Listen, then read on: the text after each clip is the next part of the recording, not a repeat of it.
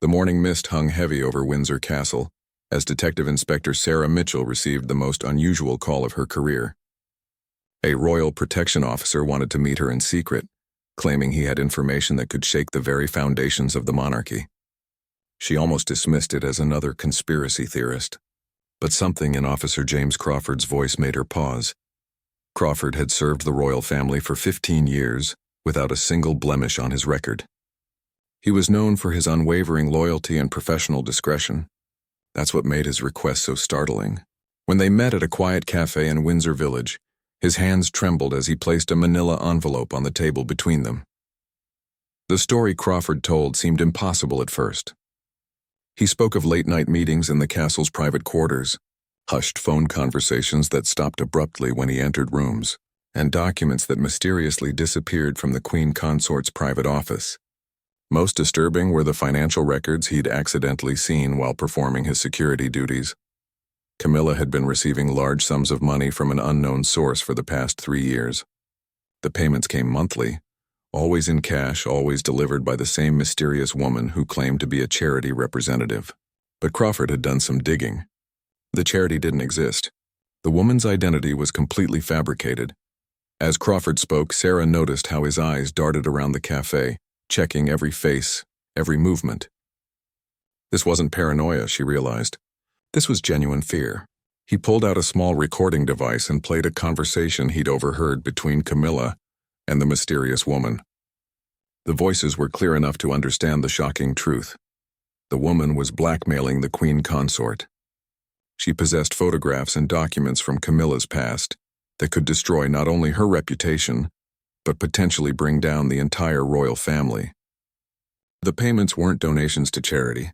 They were hush money, and the amounts were increasing with each demand. Crawford's voice broke as he explained why he'd finally decided to come forward. During his latest security sweep, he'd discovered something that changed everything. Hidden in Camilla's private study was a letter that revealed the true scope of the scandal. The blackmailer wasn't working alone. She was part of a larger network that had been systematically targeting members of the royal family for years. The letter contained names, dates, and amounts that painted a picture of corruption and deception that went far deeper than anyone could have imagined. Camilla wasn't the only victim. Other members of the royal household had been compromised, and the conspiracy reached into the highest levels of British society. Sarah studied the documents Crawford had brought, her detective instincts immediately recognizing their authenticity. The handwriting analysis alone would take weeks, but preliminary examination suggested these were genuine.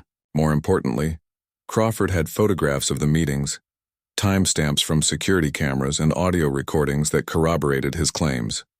The implications were staggering. If this information became public, it wouldn't just embarrass the royal family. It could trigger a constitutional crisis that would shake Britain to its core. The monarchy's credibility, already fragile in modern times, might not survive such a revelation. Crawford explained that he'd tried to handle the situation internally at first. He'd approached his superiors in the Royal Protection Unit, hoping they could address the matter quietly. Instead, he was told to forget what he'd seen and transfer to a different assignment. That's when he realized the corruption might extend into the very security apparatus meant to protect the royal family. As their meeting concluded, Crawford made one final revelation that left Sarah speechless. The blackmailer had recently made contact with international media outlets, testing the waters for a potential exposé. Time was running out. If action wasn't taken soon, the story would break in the global press, and any chance of containing the damage would be lost forever. Sarah left the cafe with a heavy heart and a mind racing with possibilities. She had 24 hours to decide whether to pursue the most dangerous investigation of her career. The evidence was compelling, but taking on the royal family meant risking everything she'd worked for. Yet the truth had a way of demanding justice, regardless of the personal cost. That evening, as she reviewed Crawford's evidence in her small London flat, Sarah made the decision that would change both their lives forever. She picked up her phone and called her supervisor, knowing that once she spoke the words, there would be no turning back. The investigation into the royal family's darkest secret was about to begin. Detective Inspector Sarah Mitchell's supervisor, Chief Inspector Robert Hayes, listened in stunned silence as she presented Crawford's evidence. The small conference room at Scotland Yard felt suffocating as the weight of the allegations settled over them. Hayes had spent 30 years in law enforcement, but nothing had prepared him for this moment. The investigation team assembled that night was unlike any other in the Yard's history. Only 5 officers were briefed on the true nature of their assignment, each selected for their unquestionable integrity and discretion.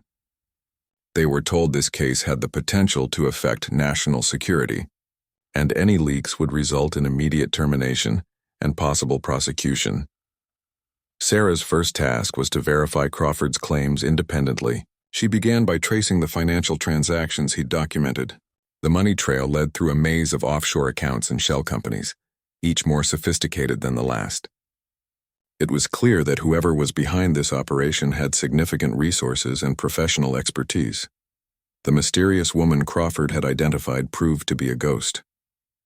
The name she used was linked to a passport that had been reported stolen 3 years earlier. Security footage from various locations showed her meeting with Camilla, but facial recognition software yielded no matches in any criminal database. She was either a professional with extensive training in avoiding detection, or someone with powerful connections helping her stay hidden. As the investigation deepened, Sarah discovered that the blackmail scheme was far more elaborate than Crawford had initially realized. Bank records showed that payments to the mystery woman were just the tip of the iceberg. There were transfers to at least 6 other individuals, suggesting a network of operatives working together to exploit the royal family's vulnerabilities. The breakthrough came when Sarah's team analyzed the metadata from Crawford's recordings. The background sounds in one conversation included a distinctive church bell that rang every hour. Cross-referencing this with London's historic churches led them to St. Bartholomew's in the city. Surveillance of the area revealed that the mystery woman had been using a nearby office building as her base of operations.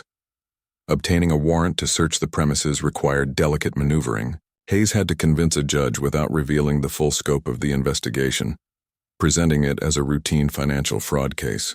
The search, conducted at dawn on a rainy Tuesday, uncovered a treasure trove of evidence that confirmed Crawford's worst fears. The office contained detailed files on not just Camilla, but on dozens of prominent British figures. Politicians, business leaders, and even other members of the royal family were all targets of what appeared to be a massive intelligence operation. Photographs, financial records, and personal communications had been collected and catalogued with military precision. Most shocking was the discovery of foreign connections. Documents found in a locked safe revealed that this wasn't simply a blackmail scheme run by criminals seeking money. Intelligence agencies from at least 2 foreign governments were involved, using the blackmail network to gather sensitive information about British political and social leaders. Sarah realized they were dealing with something far beyond a simple extortion case. This was a national security threat of the highest order. She immediately contacted MI5, and within hours, the case had been elevated to a joint operation between Scotland Yard and British intelligence services. The pressure intensified when Crawford reported that Camilla's blackmailer had made contact again. This time, the demands weren't just for money.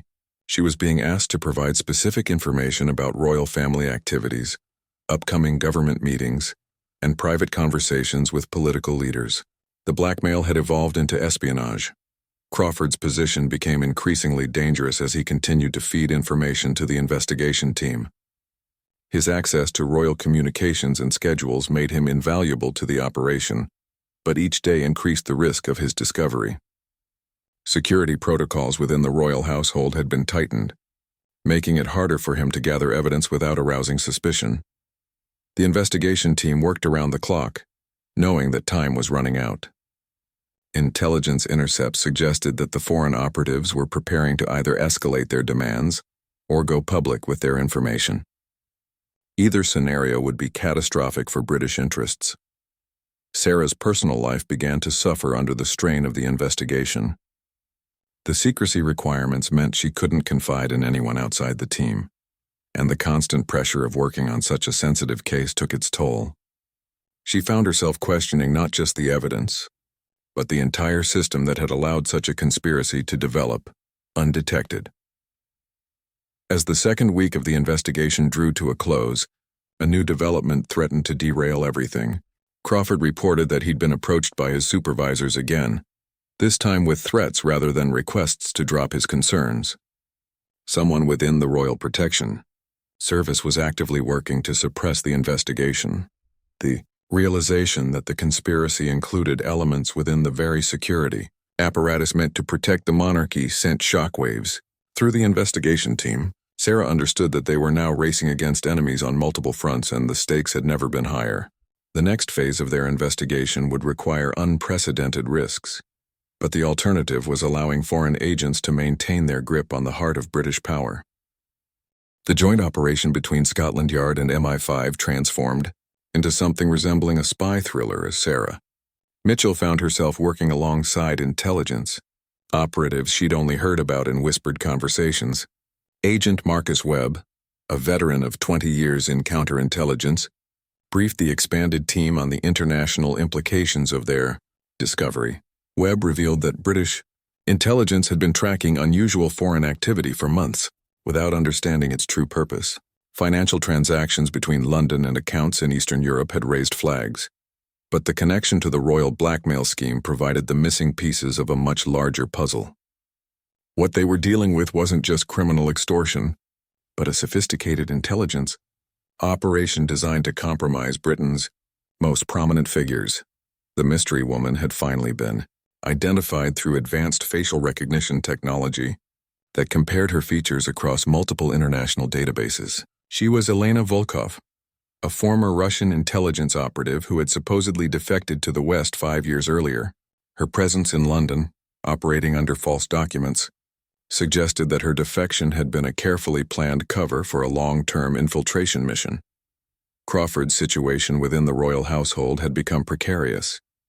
His request for additional access to investigate security protocols had been denied, and he reported being followed by unknown individuals on at least 3 occasions. The investigation team realized they needed to extract him from his position before his cover was blown. But removing him too suddenly might alert the conspiracy members within the Royal Protection Service. The breakthrough in understanding Camilla's vulnerability came when Sarah's team finally decoded the encrypted files found in Volkov's office. The documents revealed a scandal from Camilla's past that went far beyond anything the public knew. During her marriage to Andrew Parker Bowles, she had been involved in financial dealings with individuals who were later revealed to have connections to organized crime. The evidence suggested that Camilla had unknowingly invested in a property development scheme that was actually a front for money laundering operations. While her involvement appeared to be innocent, the documentation could be manipulated to suggest knowing participation in criminal activities. For someone in her position, even the appearance of such involvement would be devastating. More damaging were the personal communications Volkov had obtained. Private conversations between Camilla and various political figures revealed candid discussions about government policies, international relations, and sensitive diplomatic matters. In the wrong hands, these conversations could embarrass not just the royal family, but compromise Britain's relationships with allied nations. Sarah's investigation revealed that Volkov's network had been active for far longer than anyone had suspected. Financial records showed that payments to various British figures had been ongoing for over 5 years, suggesting that the compromise of Camilla was just one part of a broader intelligence-gathering operation, targeting the highest levels of British society. The scope of the conspiracy became clear when MI5 analysis revealed connections between Volkov's operation and similar schemes targeting political leaders across Europe. France, Germany, and Italy had all reported unusual intelligence activities in recent years, but no one had connected them to a coordinated international effort to destabilize Western democratic institutions. Crawford provided crucial intelligence when he reported overhearing a phone conversation between Camilla and an unknown caller. The conversation suggested that she was being pressured to arrange meetings between foreign businessmen and senior government officials. These weren't social gatherings, but carefully orchestrated opportunities for intelligence gathering and influence operations. The investigation team faced a moral dilemma when they realized that Camilla herself might be more victim than perpetrator. The evidence suggested she had been gradually drawn into a web of compromise over several years, with each small concession leading to greater vulnerability. The blackmailers had used classic espionage techniques to create a situation where escape seemed impossible. Surveillance of Volkov's known associates revealed the existence of safe houses across London, where sensitive meetings took place. Electronic monitoring of these locations provided disturbing evidence of the operation's reach. Conversations were recorded between Volkov and handlers who spoke in accented English, confirming the foreign direction of the entire enterprise. The pressure on the investigation team intensified when they learned that Volkov was planning to leave Britain within the week. Intelligence intercepts suggested she had been recalled by her handlers, possibly because they suspected their operation had been compromised. If she escaped, the network might shut down temporarily, only to resurface later with improved security measures. Sarah realized they had to make a critical decision. They could arrest Volkov immediately and risk losing the rest of the network, or they could attempt to follow her to identify her handlers and roll up the entire operation. The choice would determine whether they stopped just one spy or dismantled a major threat to British national security. The situation became even more complex when Crawford reported that Camilla had confided in King Charles about her situation. The king's reaction had been a mixture of concern and anger, but more importantly, he had begun asking questions about the security protocols that had allowed such a compromise to occur. This internal scrutiny threatened to expose Crawford's role in the investigation.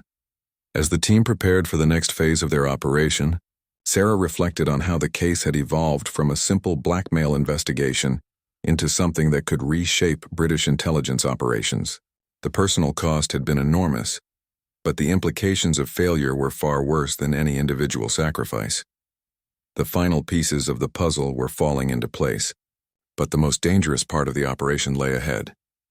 They would have to move against Volkov and her network while simultaneously protecting Camilla from the fallout and ensuring that the foreign intelligence operation couldn't simply relocate and continue its work elsewhere.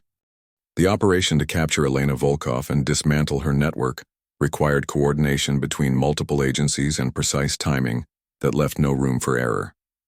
Sarah Mitchell found herself at the center of the most complex law enforcement operation she had ever witnessed, with surveillance teams positioned across London and intelligence operatives monitoring international communications channels. Agent Webb revealed that MI6 had been tracking similar operations in other European capitals, and they suspected Volkov's recall was part of a larger strategic shift by foreign intelligence services. The window for action was closing rapidly, as encrypted communications indicated that the entire network was preparing to shut down operations and extract their assets within 72 hours. Crawford's final intelligence gathering mission within the royal household proved to be the most dangerous yet. He had discovered that Camilla was scheduled to meet with her blackmailer one last time, supposedly to hand over sensitive documents related to upcoming state visits. The meeting location was a private club in Mayfair, chosen specifically because its exclusive membership and discreet atmosphere would make surveillance difficult. The plan that emerged from hours of strategy sessions was audacious in its complexity. Rather than simply arresting Volkov at the meeting, the team would allow the exchange to proceed while recording everything, then follow her to what they hoped would be a gathering of her entire network. It was a massive gamble that required split-second coordination between surveillance teams, technical specialists, and tactical units. Sarah's role in the operation was to coordinate the various elements while maintaining real-time communication with Crawford, who would be present at the meeting as part of Camilla's security detail. The risk to both Crawford and Camilla was enormous, but intelligence analysts believed this might be their only chance to identify and capture the entire spy ring. The morning of the operation brought unexpected complications when royal security protocols were suddenly changed. Crawford reported that his supervisors had reassigned several protection officers, including some he suspected of being compromised. The changes forced the team to adjust their surveillance positions and communication procedures at the last minute.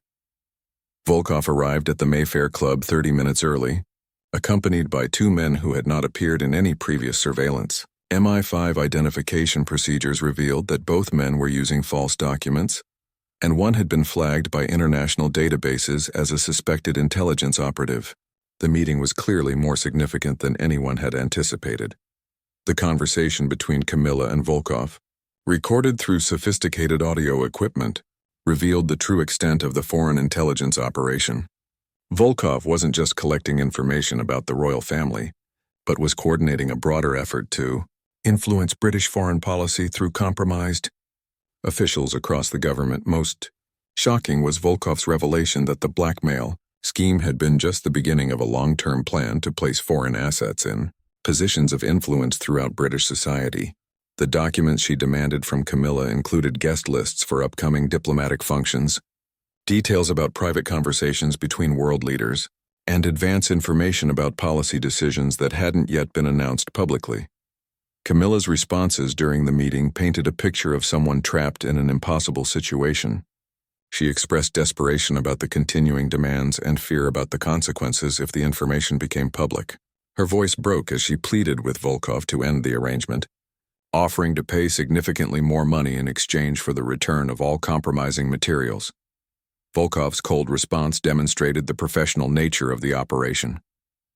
She explained that money was no longer the primary objective, and that Camilla's cooperation was now essential for what she called the larger mission. The implication was clear. This was no longer about blackmail for financial gain, but about using Camilla as an unwitting agent of foreign intelligence. The surveillance team following Volkov after the meeting discovered a sophisticated communication network that spanned multiple safe houses across London. Electronic intercepts revealed that she was in contact with handlers in at least 3 different countries, coordinating activities that went far beyond anything they had previously imagined. Crawford's debriefing after the meeting provided crucial details about Volkov's operational methods. She had revealed that similar operations were being conducted against prominent figures in France, Germany, and the United States, suggesting a coordinated international intelligence campaign designed to destabilize Western democratic institutions from within. The evidence gathered during the operation painted a picture of a spy network that had been active for years, systematically identifying and compromising individuals who could provide access to sensitive information or influence policy decisions.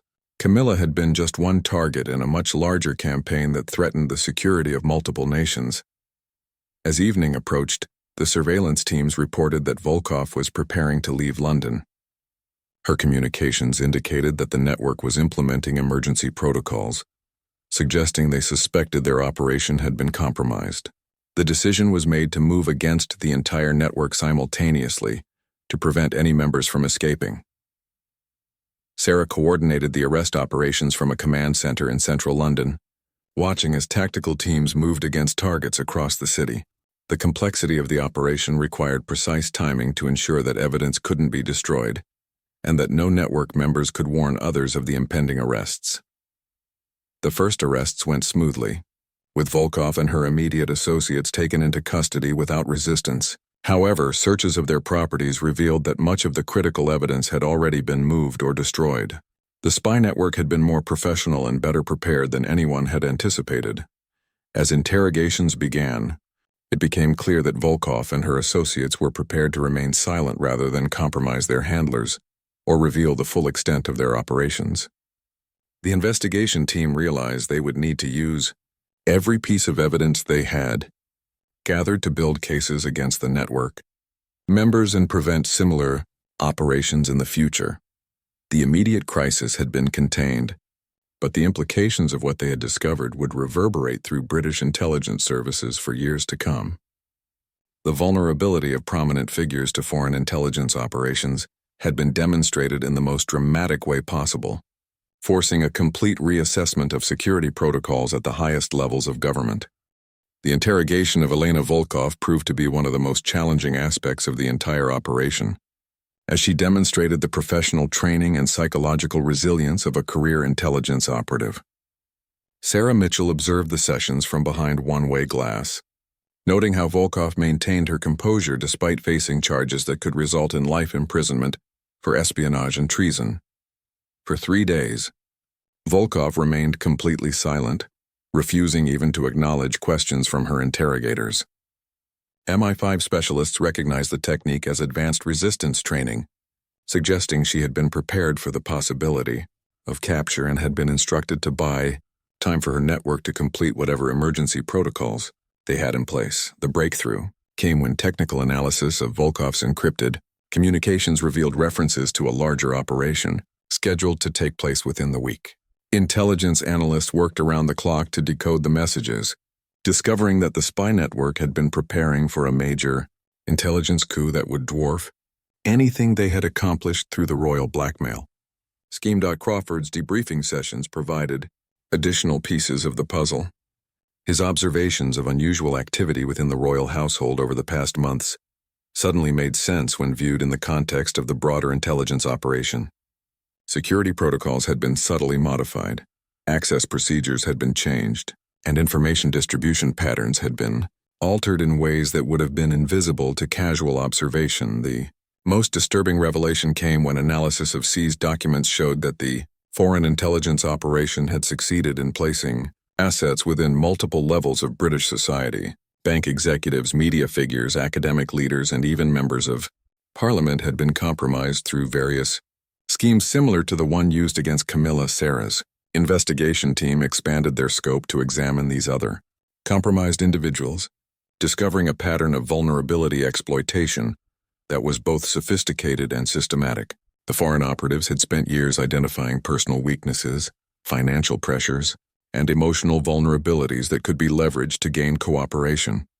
The case against Camilla herself required delicate handling, as the evidence clearly showed she had been a victim rather than a willing participant in the espionage operation. However, her position meant that any public revelation of her compromise would have serious consequences for the monarchy and British institutions generally. King Charles's reaction to learning the full extent of his wife's situation was reportedly one of controlled fury. Palace sources indicated that he had demanded a complete review of royal security procedures and had authorized unprecedented cooperation with intelligence services to ensure such a compromise could never happen again. The legal proceedings against the captured network members faced unique challenges, as much of the evidence had been gathered through intelligence methods that couldn't be revealed in open court. Prosecutors worked with MI5 and MI6 to develop cases that could be presented publicly without compromising ongoing operations or revealing sensitive collection capabilities. Volkov's associates proved more willing to cooperate once they realized the extent of the evidence against them.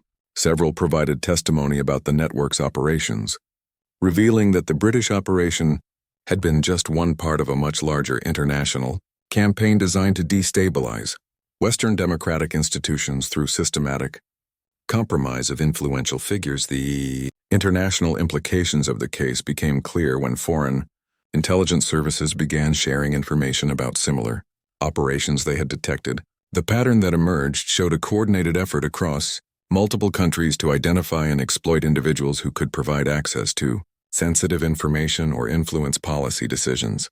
Parliamentary oversight committees were briefed on the case in closed sessions, leading to demands for comprehensive reviews of security procedures across all levels of government. The revelation that foreign intelligence services had successfully operated within British society for years without detection raised serious questions about the effectiveness of existing counterintelligence capabilities. Crawford's future within the Royal Protection Service became a subject of intense internal debate. While his actions had been essential to uncovering and stopping the espionage operation, his methods had violated numerous protocols and procedures. Ultimately, his superiors decided that his contributions outweighed his transgressions, and he was transferred to a new position with enhanced security responsibilities. The media management aspect of the case required unprecedented coordination between government press offices, palace communications staff, and intelligence services. The challenge was to acknowledge the seriousness of the threat, without revealing details that could compromise ongoing operations or embarrass allied governments who had been similarly targeted. Public revelation of the case came through carefully orchestrated announcements that focused on the successful prevention of foreign intelligence operations without providing specific details about methods or targets. The official statement credited close cooperation between law enforcement and intelligence services with protecting British national security interests. Sarah found herself at the center of a career-defining moment as recognition for her role in the investigation brought opportunities for advancement. within Scotland Yard's specialized units. However, the personal cost of the operation, including the strain on her relationships and the psychological pressure of working on such a sensitive case, left lasting effects that would influence her future career. Decisions. The broader implications of the case continued to unfold as intelligence services worked to identify and neutralize other potential foreign operations. The methods used against Camilla and other prominent figures provided a template for understanding how foreign intelligence services were adapting their techniques to exploit the openness of democratic societies. As the immediate crisis passed, attention turned to preventing similar operations in the future. New security protocols were implemented across government and royal institutions, while enhanced cooperation between domestic and international intelligence services was established to share information about emerging threats and operational methods used by hostile foreign services. 6 months after the arrest of Elena Volkov and her network, the full consequences of the royal espionage case continued to reshape British intelligence operations and security protocols.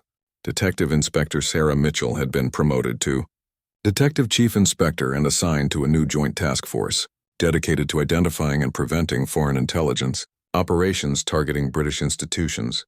The trial of Volkov and her associates became a carefully orchestrated balance between public accountability and national security requirements. Special procedures were implemented to allow sensitive evidence to be presented to the jury without revealing intelligence collection methods or compromising ongoing operations.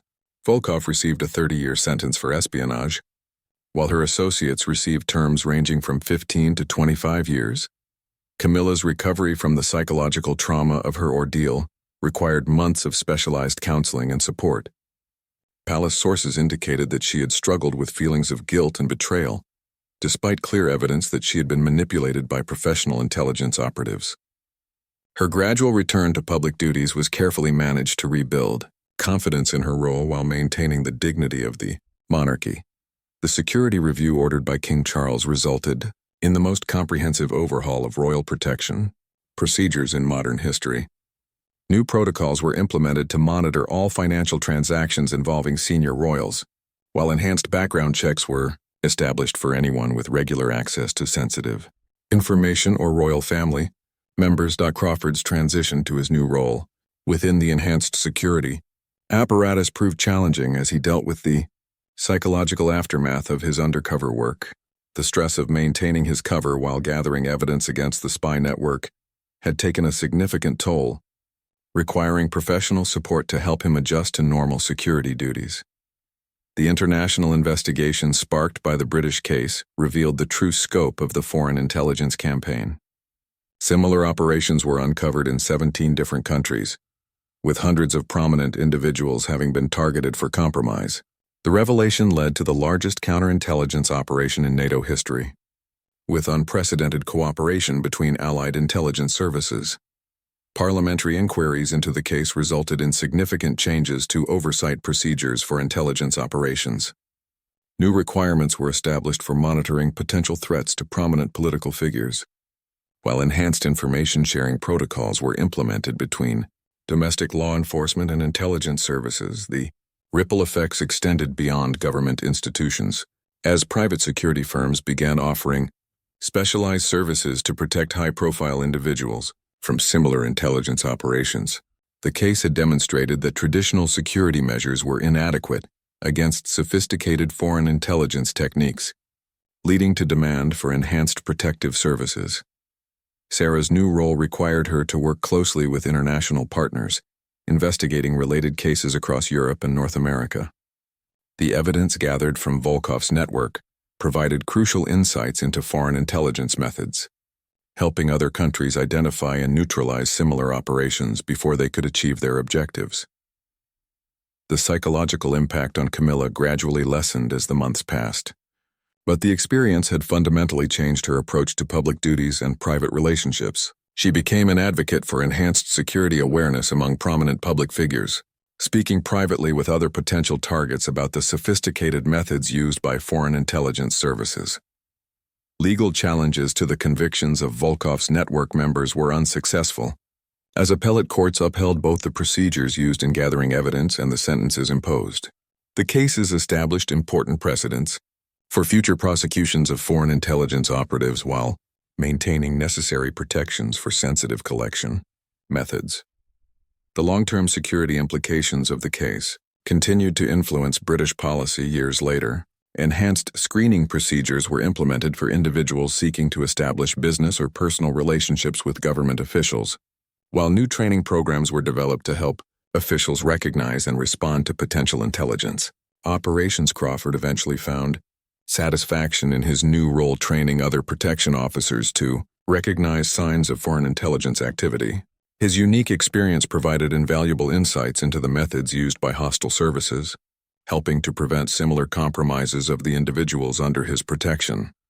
The case became a classified study subject within intelligence training programs, providing future operators with detailed analysis of how foreign services adapt their methods to exploit democratic societies.